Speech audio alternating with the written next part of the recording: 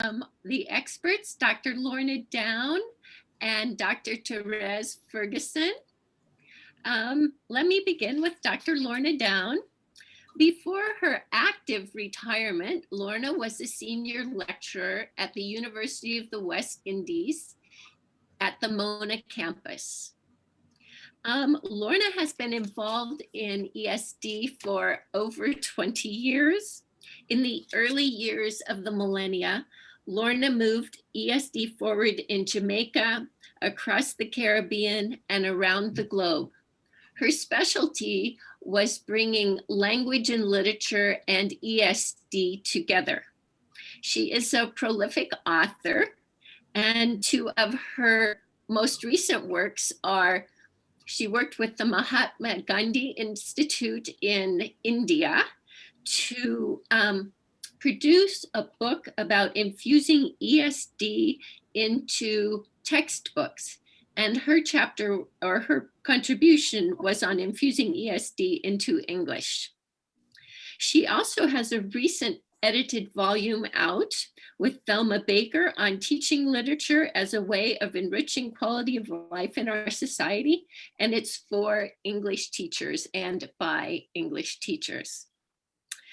Dr. Therese Ferguson is a senior lecturer also at the University of the West Indies in Mona.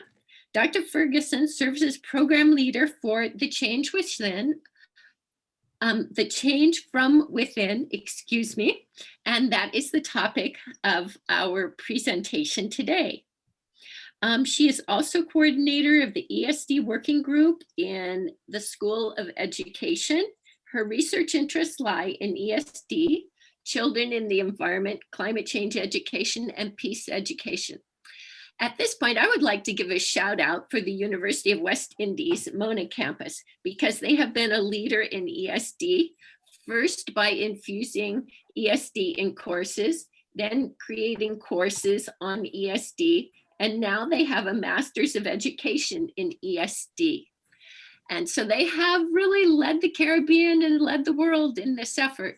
And one thing that I really admire is that they have ensured that the pioneers in ESD ensured that there was a great transition to the younger generation of people in ESD. So ladies, thank you so much for joining us today. We are so glad you are sharing your expertise with us on nonviolence and peace, education, and schools. I have been waiting to hear all about the Change from Within program. Thank you for joining us. All right, let me just share my screen.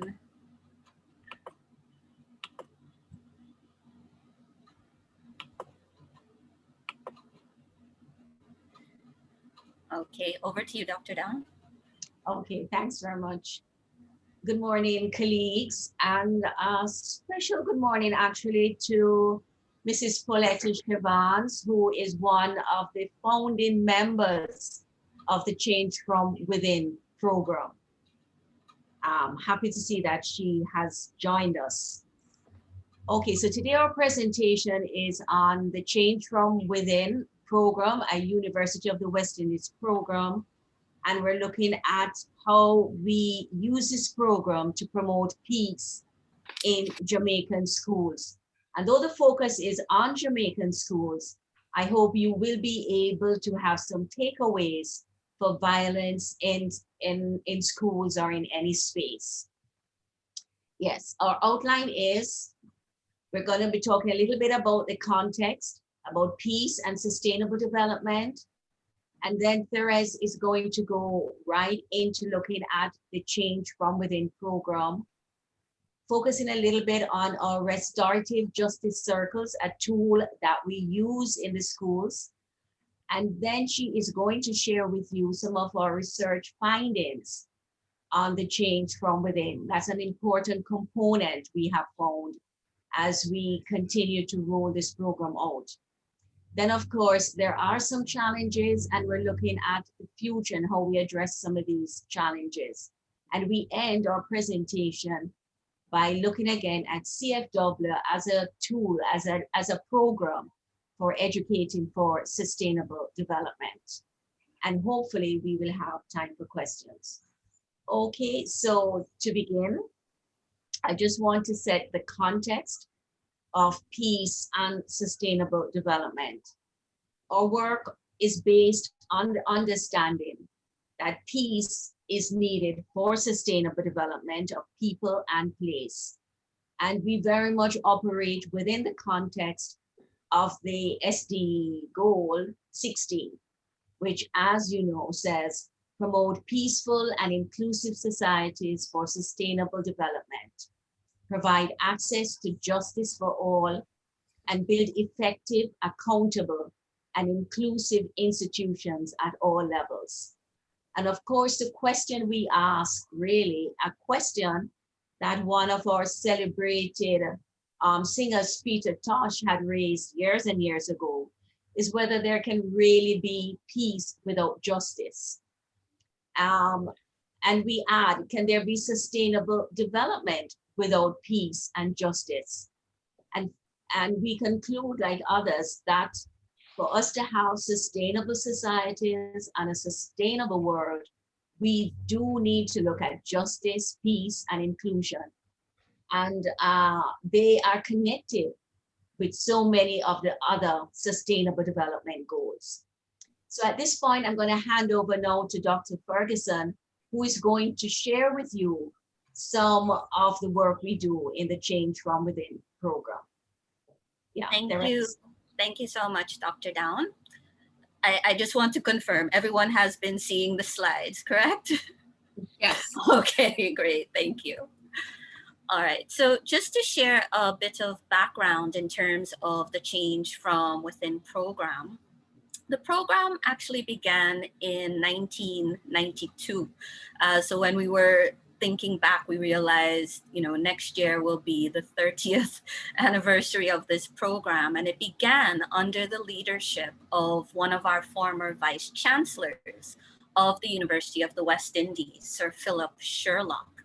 Now, at that time, Sir Sherlock was really concerned at what he felt was a rising level of violence in schools and, of course, the wider society. And he was really interested in, what is the possible role of education in addressing what was taking place in the nation's schools and society. And so he basically pulled together a committee of educators, a committee of social scientists based at the University of the West Indies. This committee began by identifying 4 schools with which they had been familiar, and these were actually inner city schools in 3 parishes, Kingston, St. Andrew, and St. Catherine. And these were schools that were successfully employing a change process, moving from a culture of violence and indiscipline towards a more peaceful school culture. So within a 3-year period, these schools had actually experienced improvements in different areas: self-esteem among students, teachers, and parents, parental involvement, academic achievement, and so on. So the committee, was wondering, what are these common principles guiding the change process that these schools are undergoing? And they undertook their process of analysis and documentation. And what really emerged were a common set of philosophies and methodologies amongst these 4 schools. And the name Change from Within was chosen basically because the process that these schools were undergoing was one that they were driving. It wasn't something being imposed externally upon them. They were driving this change process from within, capitalizing on their inner strengths as these building blocks for positive change. And remember, we said it began in 1992. By 2002, the number of schools in the program had grown to approximately 30 island-wide. So what were these methodological principles and philosophies? the committee really identified 8 key principles that were common to these schools. And just to say a quick word about each of them. So firstly, empowering school leaders was critical. These are the principal leaders, and it later developed and evolved to others within the schools who had leadership abilities, whether these were teachers, guidance counselors, whoever it might have been. And so the empowerment of the school leaders was critical because we know the literature says that leadership is critical in terms of envisioning a process of peace and school culture change that can move us towards that. So the empowerment of these school leaders through several means. One was a shared circle of support, as you can see at the bottom of the octagon. And this is what we refer to as our circle of friends. This is an informal capacity building network that meets to basically share best practices, challenges, to feed off of each other in terms of what their experiences have been and what they have learned from these experiences and the different initiatives that can be undertaken to drive the process. So that circle of friends is critical. And since I have been on board with Dr. Down, Mrs. Siobhan's, Miss Down, our program team, we have been striving to meet once per month to bring these school leaders together. Empowering school leaders as well and others through training initiatives. So capacity building and training initiatives are another of the 8 principles of the process. And as we said, this is for school leaders, but also for teachers, for students, for parents, basically all of the school stakeholders. And these are areas of need identified by the schools themselves, whether it's in conflict resolution, interpersonal relationships, teaching methodologies, whatever it might be. Mentoring is our 4th principle. And as with the others, this is geared towards all school stakeholders. So mentoring can take place, for instance, within that circle of friends, but it can also take place student to student. It can be teacher to student, teacher to teacher, to enable that process of growth. New pedagogies is our other principle. And one of the aspects that came out of early research, as well as the process that these schools were undergoing, is that if children are engaged, active, enjoying the learning process, they're not going to, be interested in conflicts, in fights, in making trouble, and so forth. And so a number of these schools actually started to engage with new pedagogies. A quick example, one of the rural schools in the program, it realized that a number of the boys were not coming to classes. And when they actually went into the community and did some investigation, they found that these boys were more interested in farming with their fathers, with their families. And so what the school did, they actually, on a plot of the school compound, they moved the desks, they moved the chairs out there, and they used farming and that natural environment as their learning process, teaching students math, science, and so forth, connecting it to what they found interesting, farming.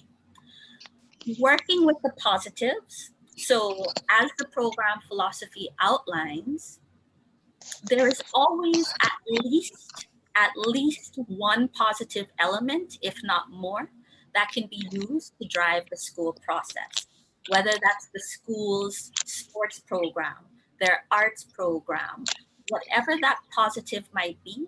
The idea is to use that to drive discipline, respect, good interpersonal relationships, and so forth. And then our final 2 principles, the involvement of children in decision making, because we know that children have a voice, and the involvement of parents and the wider community. So those were really the 8 principles driving this process. And so we've sought to build on that as we undertake our program implementation. Some of the recent additions since we restarted in 2015, we've had a more concerted focus on research, which we'll speak to in a little while. We've added a component of coaching of our children, our students, to match with the mentoring. And then this additional component on restorative justice. So just to say a bit about this. So restorative justice, and this is one of the definitions coming from the literature, an approach to justice that focuses on repairing the harm caused by crime while holding the offender responsible for his or her actions. So it really provides this opportunity for those affected by the crime, the victim or victims, the offender or offenders, and the community to come together and seek to identify and address those needs. And it's really an opportunity for healing, for reparation, for reintegration. So those main pillars of restorative justice revolve around, they center on harm, needs, and amends. The idea that offenders must come to this acknowledgement of the harm that they have caused and apologize and make amends to the victim. And this really speaks to and addresses the victim and the community's need for restoration. The second pillar, obligations. So there's an obligation on the part of the offender to put to right as much as possible, to restore balance, restore a victim's security, self-respect, control. And then, of course, engagement, the engagement of all stakeholders. So this restorative justice process has really formed the basis for our use of what we call restorative justice circles, conflict resolution circles within the schools. And these circles really offer several things. They offer a safe space where everyone is equal. If you think about a circle, everyone in that circle is facing one another. There's eye contact. There's no one above or below. So it is this safe space of equality. Yeah. There's dialogue. Wait, no, that's Nova Scotia. Oh, so border entry location are Campbellton, Lakeback, Edmonton, right? Yeah, I think someone has their mic unmuted. All right, so it offers dialogue and communication. So very often it's easy for us to resort to physical violence as a means of addressing a conflict. But with the circle, it's facilitating dialogue and communication. Empathy.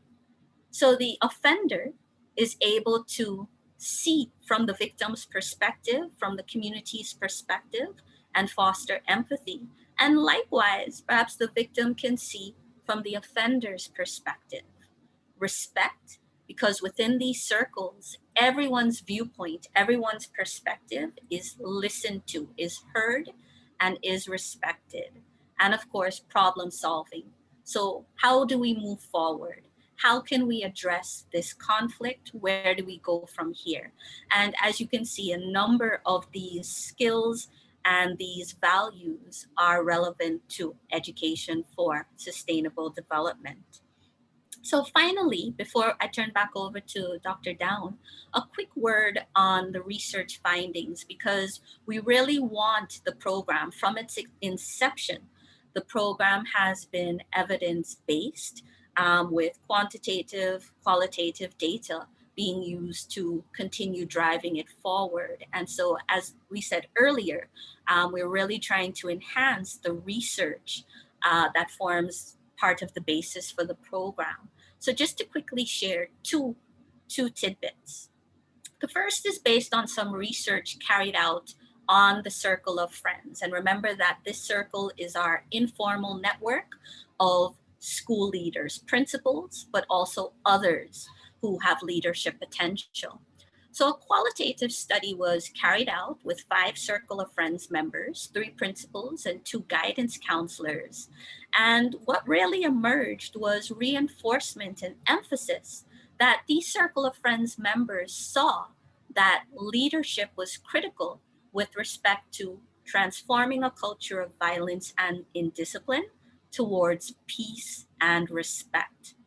They highlighted three things: that the circle allowed for those dialoguing, communicating, meeting to really think about their mental models, their underlying assumptions, how they saw students, teachers, parents, themselves as leaders, and how these needed to change to allow individuals to be open to change on alternative pathways. They saw the need to not only create and communicate vision, but to do this collaboratively. Because if all stakeholders are involved in this vision setting process, all stakeholders will have this sense of ownership.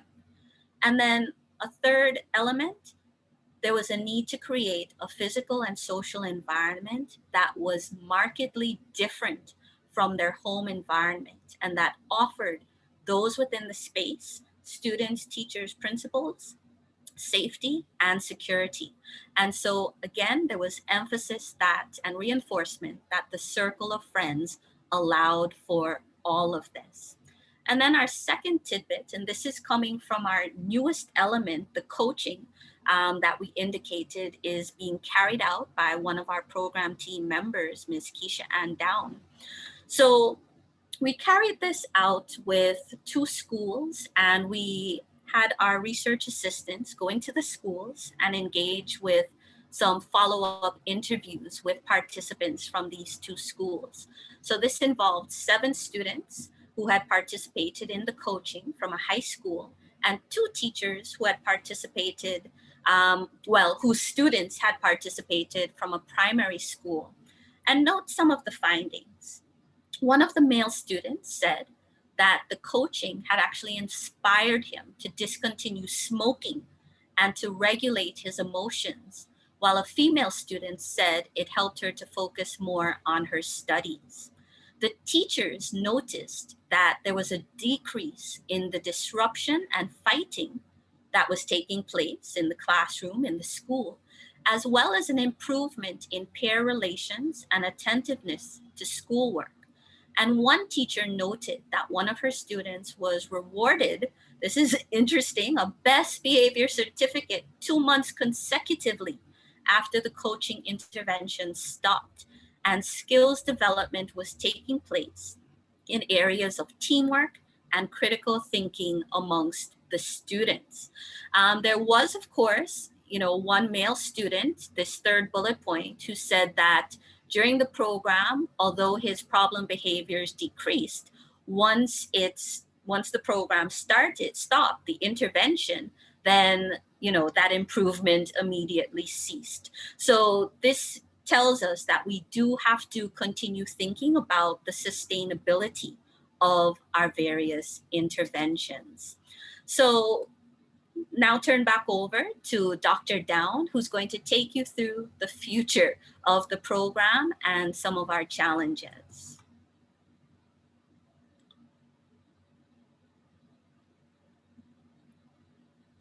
Dr. Down? Thank you, Therese. I'm going to be quick because I realize we have just 5 minutes left.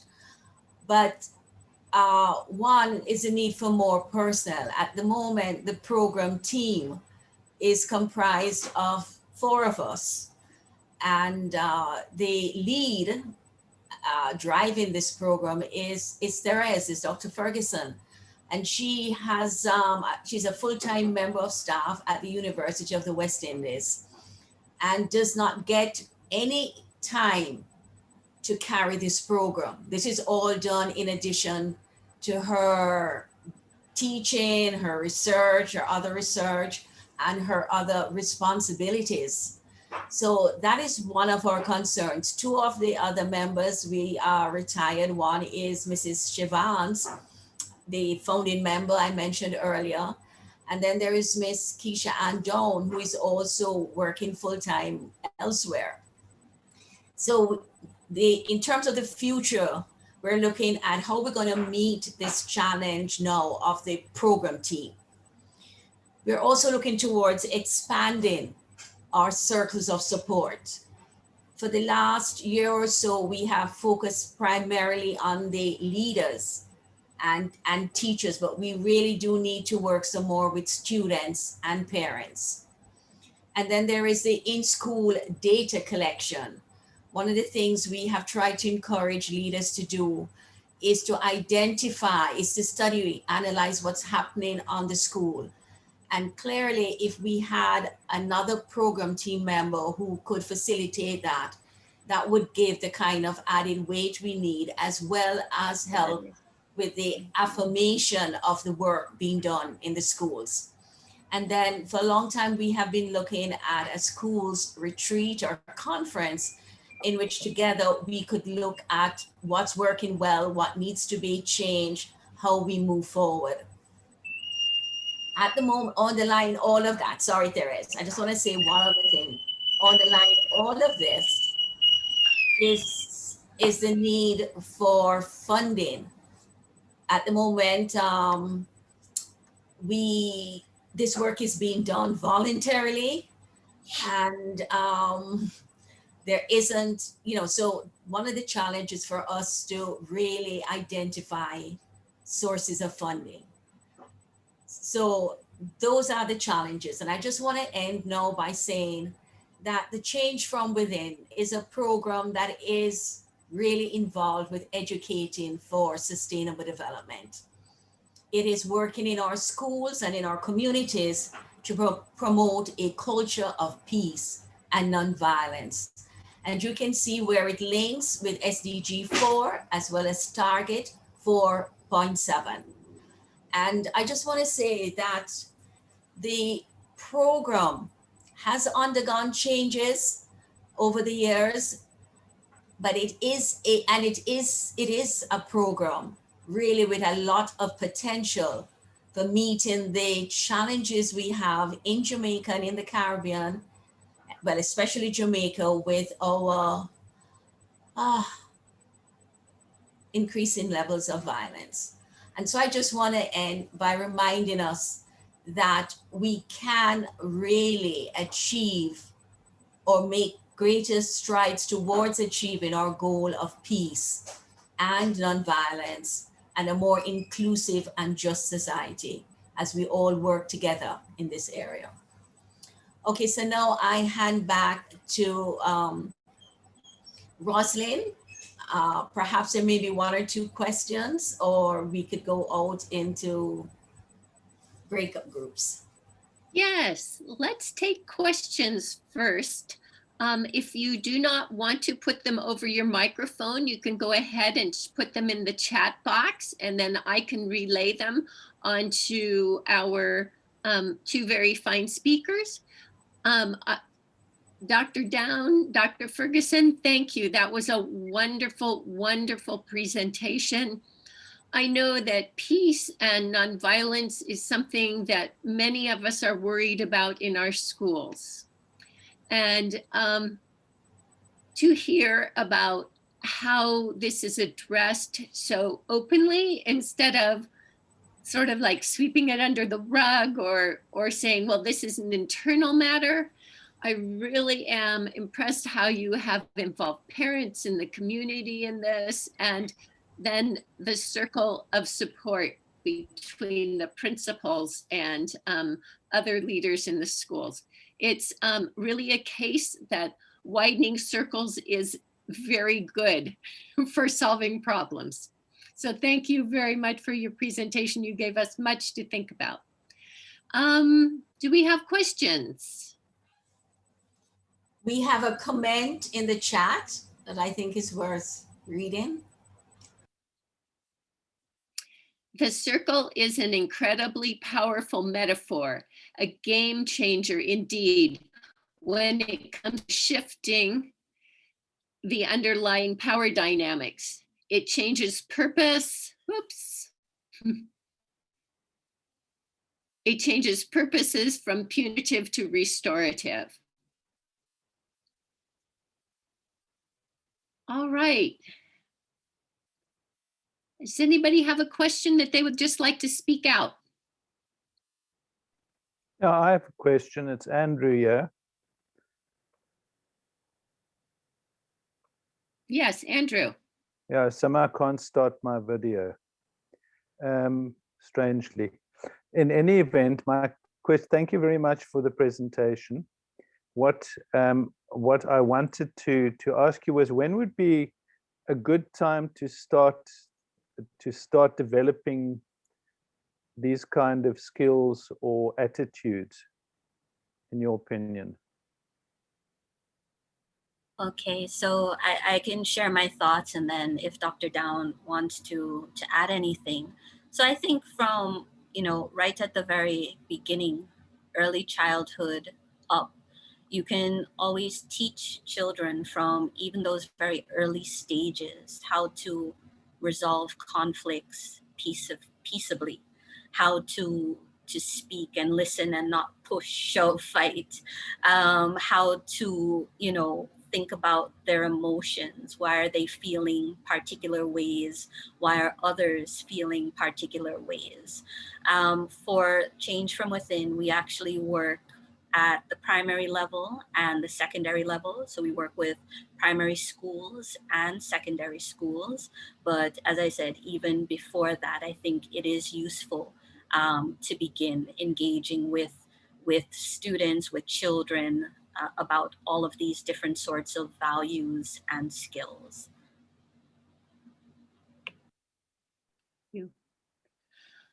Thanks. Okay, I have Maybe I have one more question from my side.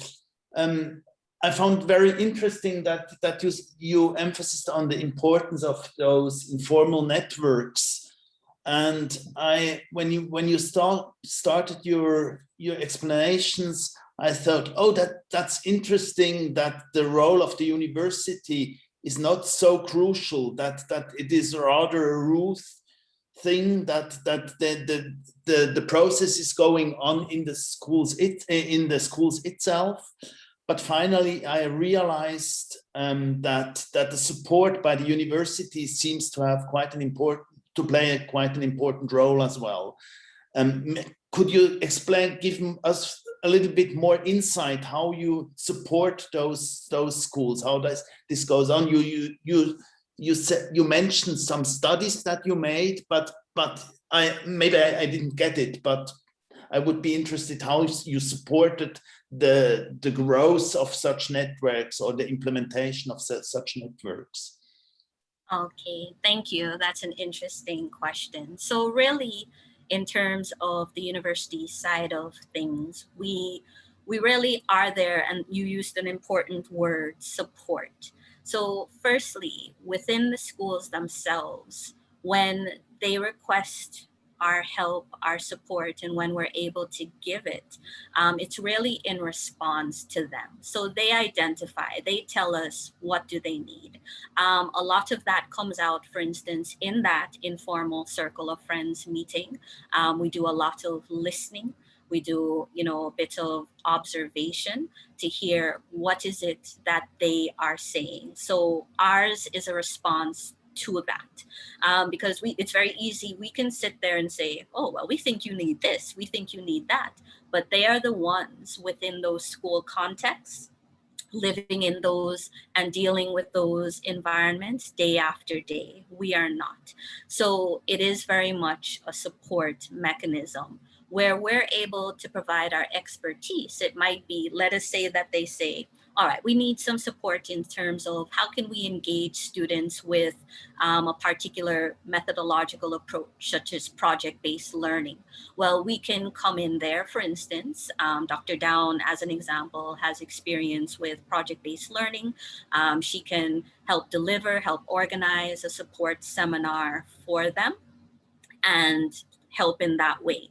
If the expertise does not lie within the program team itself, we can speak amongst ourselves and say, okay, we think this might be an individual who can help in terms of this. I have more to say, but I saw Dr. Down unmute her mic, so I don't know if she wanted to add something. Thanks, Therese. I just want to say that primarily we engage in dialogue with the principals. We actively, call them up, ask them what's happening in their schools. And pre-COVID, we would actually visit the schools. Since COVID, a lot of what we do is online.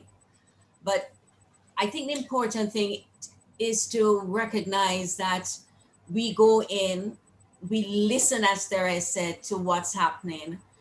We, in various ways, try to publicize or affirm what they are doing and to build on that. One of the things Therese didn't mention, but we're actually engaged in at the moment too, is what we're calling peer coaching. So some of the schools, like one school has said to us, look, we need some help here. We have new teachers and they're not able to handle the behavioral problems that they're facing. How can you help? And so Therese and I, we do the research and we find out what else is happening. We discuss it with the actual program team. We come up with an idea, and then we go back to the principal and we say to them, you know, this is the idea we have. What do you think? And then they modify it. And then we actually work alongside with them and help to deliver whatever it is that they need. During COVID time last year, many of the principals kept talking about how stressed they were. And so what we did was we had a kind of coaching session for them. And we also had, was it a psychologist come in to talk with the principals online, and we had questions and, you know, discussions in terms of the way forward. So basically it's a collaborative approach and a lot of dialogue. We, you know, we're engaged with the principals all the time.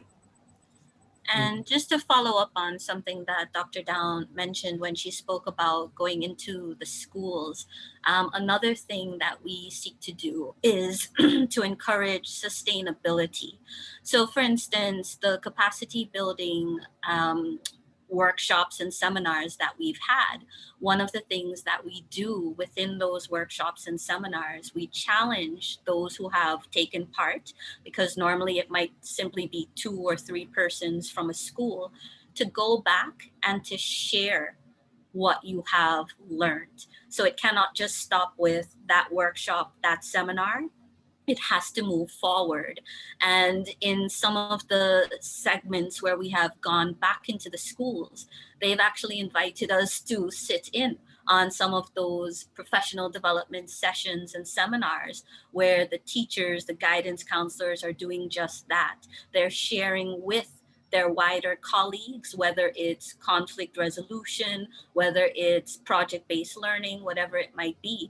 And as Dr. Down said, they've modified. So it's not simply okay, this is what they said, we're sharing it back word for word. They've modified it for their own audience, their own context, and they're fostering that transfer, that sustainability. So that's another way in which we try to support what they're doing, by challenging them and encouraging them with that sustainability aspect. Thank you. We have a comment and question from somebody who included their CNID. So I'm sorry, I can't pull the name out.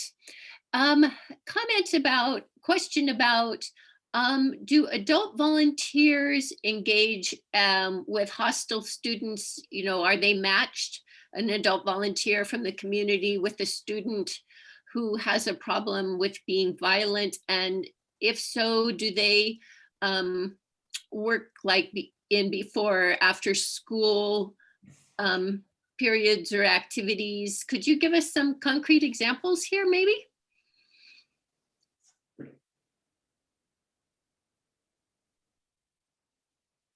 Therese, would you like me to respond to that? Sure, you can respond. Okay, or you can afterwards. We have not been able to do that in recent times, but it has been done when the work with the community was more active. Like with Pauletta, they would actually do community walks, especially in inner city communities where violence was a real problem. So there would be the community walks would be the parent, strong parent involvement, and would be that kind of matching. What we have done though is to do the coaching with individual students, where one of our program team members with coaching experience and qualification, she undertook working with individual students and, you know, over a period of time. And then if there were serious problems, then she would bring in the wider community. But I don't know, Therese, you want to say something more about that? Or I don't know if Pauletta wants to comment. If Pauletta wants to comment, read the previous years, that would be wonderful. I just want to add something in terms of the question of timing and when this work might be carried out. So again, our job or our role is to disrupt these schools with minimally as possible. So it's always based on the time that they say is best. When we're setting workshops, seminars in response to their needs, we work with the principals. What is your schedule? What time is best for the participants? In terms of the coaching, one of the things that Ms. Down made an effort to do is to find out what time is best for the students. We don't want to pull them from classes. We don't want to disrupt in any way. So whether it's lunchtime, whether it's after school, it's always in response to the timing that is best for the participants. Thank you. Okay. Rosalind, do you want us to quickly just share the key stuff, that key points that were raised in our breakout rooms, or how do you want us to do this now? It's up to you. It's your session. There might be some things you'd like to share, or maybe you would like to just take more questions and answers. It's your session. Okay. All right. Just to share very quickly, there was a perspective by Dr. Collins Figueroa about involving teacher education, the colleges, the teachers' colleges, and getting student teachers involved as well, so that the actual program team can be replicated in other spaces. And then Aidani brought up the point about special needs students, about students who are deaf, for example, and the violence that's there and how to, you know, manage that. So that is something I think we can perhaps look at some point. I don't know if others would like to share any key points that were raised in their groups. So just to indicate that one of the questions that was asked in our group had to do with the principal that spoke to building on the positives, working with the positives. And so we had Mrs. Siobhan's in our group, and she gave just a really powerful example of that coming from the early years of the program, where the thing that was positive, that was celebrated by the entire school, was one of the sporting teams, and how not only was it used, for instance, for the team members in terms of instilling discipline, you know, attendance, punctuality. That's Paulette's school. Teamwork and so forth, but it actually transcended beyond that. And she gave the example of a player that had received a red card and was called in front of the entire school assembly to explain why they had received that red card. And, you know, just the ensuing discussion in terms of this, you're not just representing yourself, you're actually representing the entire school. And so your behavior, your comportment, your attitude, all of that matters because you're part of this school community that you are representing. So it was just a really powerful example that she shared in response to that query.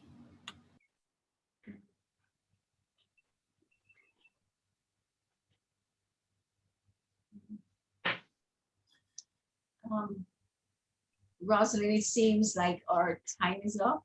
So perhaps you could just thank all these wonderful participants who came. Oh, one other point that was raised, which I should have mentioned, Marceline made the point that these sessions are really, generally, our sessions, they are generally so very good, the forum sessions. And we perhaps need to look at ways of marketing, right, of encouraging more people to attend because of just the value, the sessions are really so valuable. So she just felt they needed more, we needed to invite more people or get more people on board. So that is something I guess we can look at generally. Yeah. We can do that. Thank you very much. I would like to thank our experts today, Dr. Down, Dr. Ferguson. Thank you very much for sharing this wonderful program with us and the inspiration that it brings with us. And I would like to thank all of the participants for being with us today, sharing with us in the breakout sessions, bringing your good ideas from your own communities, and forming our, deepening our community here.